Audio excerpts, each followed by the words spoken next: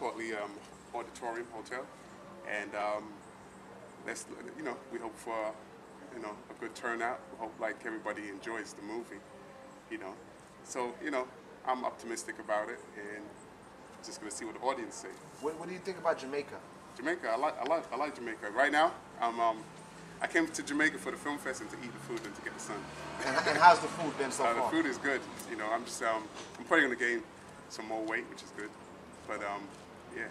What are you looking forward to eating? Everything. Like I'm vegan, but over here I'm not vegan. Over here I eat the meat, everything.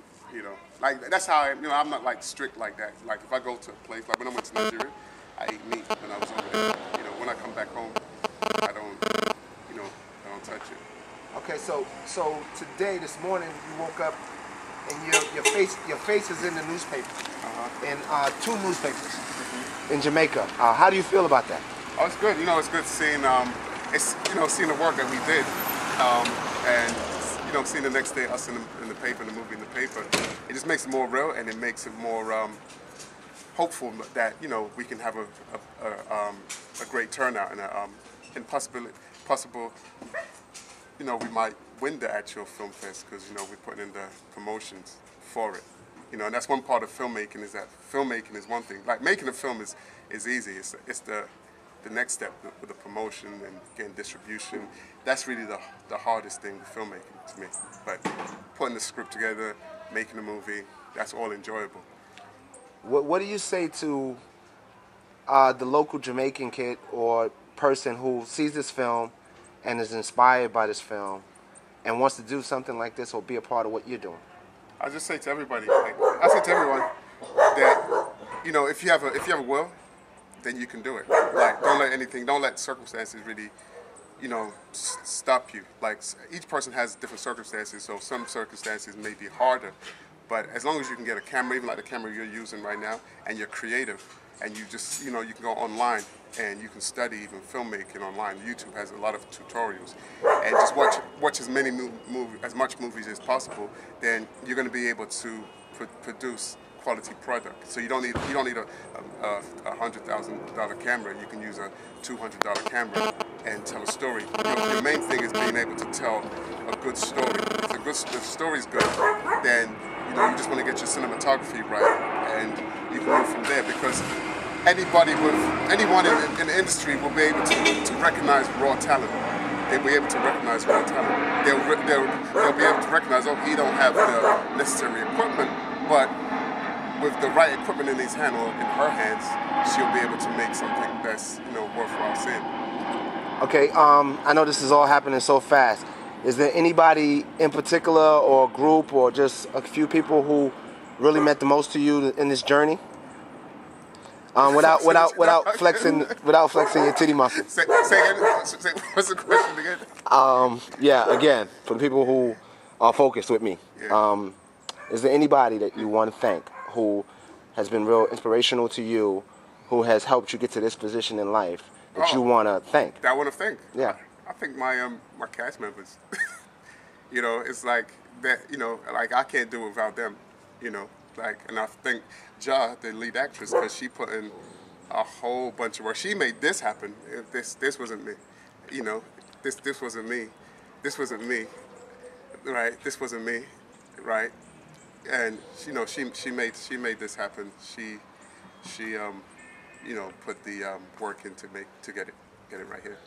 So you would say that it's a team effort with projects, and you shouldn't rely on just one person to carry the film?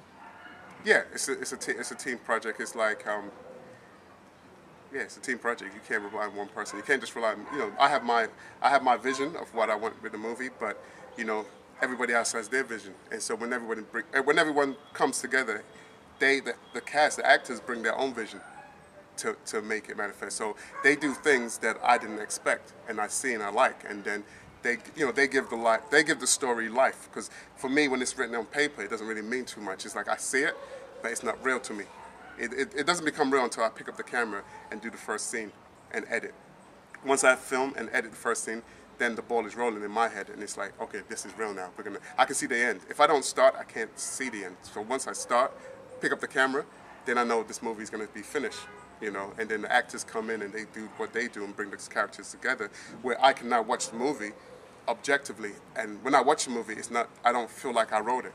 I look at it and it seems like, wow, like I didn't realize that. I start seeing stuff in the film that I didn't realize was in there. Because when you're writing, some of it is subconscious. So you're writing, and some of the subconscious stuff or spirit or whatever is coming through your arms, your hands, and going onto that paper. So sometimes there's messages in there for you to even look at and say, oh wow, to look at a thing a certain way. And that might sound strange to people, but I'm sure anyone who writes or who's done movies can probably be in agreement with me that you'll get surprises within the movie. All right. Yeah. Let's play a quick fun game. It's called Speak It into Existence. Okay? So if there's a place that you want to go and you want to show this film and you want to win it, where would that place be? A place I want to go and win this movie? I don't know. Go ahead, next question. Jamaica. I mean, we're here in Jamaica, so I want to win it here. You want to win it here? Yeah. I would like us to be accepted also into the Urban Film Fest. You know, any film festival that I enter in, I want to be able to win. So more than likely, you see yourself in the Urban Film Festival next. Yeah. We're going to speak that into existence. Yeah, we speak it to existence and have the Urban Film Fest. You know, I think the movie's good enough to be in there. I think if someone sits down and actually watches it, you know, if they actually watch it, because I don't believe most of the film festival people sit down and watch the movie, you know, without attachment of a name or some, you know, like that's my personal belief, right? But I feel like if someone actually sat down and actually watched it, then they were like, oh, this is worthwhile to put in. So. Do you think that hurts this particular film that we don't have big names in it or A-list actors in it? Does it hurt the film? No, it doesn't hurt the film. If you watch a film, you don't need it. Well, if you watch a film, you don't need no A-list actors in it because the actors did their perfect job. Like, no one who's watched it looks at it and says, oh, well, Denzel wasn't in there, or Kerry Washington, she wasn't in there. Nobody looks at it like that. They look at it and they're like, that was a good film. You know, so the public, you know, the audience, you know, they're the best judge. They're the best judge, and people want good movies. They don't really want the name. They like to see their favorite actors, but they want to watch a good movie. Anyone who's a moviegoer who likes and enjoys movies, they will watch a movie. It's really just promotion. So if they're aware that the movie's there, then they'll watch the movie. But if they're not aware that your movie's there, then it doesn't get seen. So you can have your movie on Netflix, right, which has almost 40 million subscribers. So you have potentially 40 million subscribers that can see your movie. But if they don't know it's there, your movie might not get watched. But it's on Netflix. So promotions is a very important part of filmmaking and getting your name out there. You know. Okay.